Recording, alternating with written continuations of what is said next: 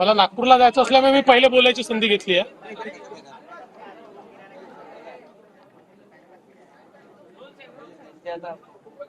राज्याचे अर्थमंत्री आणि उपमुख्यमंत्री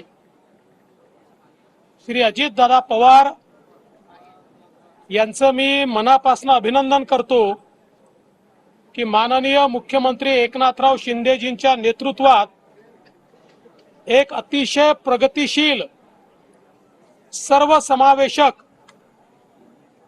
सर्वजन हिताय सर्वजन सुखाय अशा प्रकारचा अर्थसंकल्प हा त्यांनी सादर केला आहे। आणि विशेषतः शेतकरी, महिला, युवा, मागासवर्गीय अशा सगळ्या घटकांना समर्पित अशा प्रकारचा हा अर्थसंकल्प आहे। उद्धवजी म्हणाले हा थापांचा अर्थसंकल्प आहे। हा थापांचा नाही, हा आपल्या मायबापांचा अर्थसंकल्प आहे। कारण शेतकऱ्यांना मोफत वीज देण्याचा ऐतिहासिक निर्णय घेणारा, कापूस आणि सोयाबीन उत्पादक शेतकऱ्याला मदत करण्याचा निर्णय घेणारा, महिलांकरता विविध योजना आणणारा, युवांना रोजगार देणारा अशा प्रकारचा हा अर्थसंकल्प आहे। आताच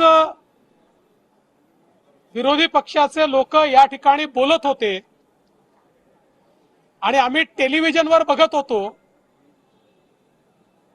त्यावेळी त्यांच्या बोलण्यात जोर नव्हता, त्यांच्या चेहऱ्यावर नूर नव्हता, चेहरे उतरलेले होते आणि केवळ टीका ते करत होते।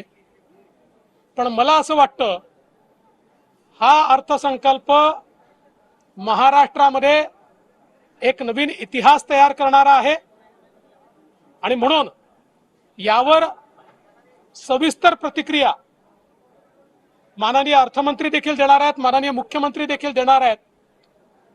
मी केवळ एवढंच सांगतो, या अर्थसंकल्पामध्ये जे जे आम्ही कबूल केलेलं आहे ती प्रत्येक गोष्ट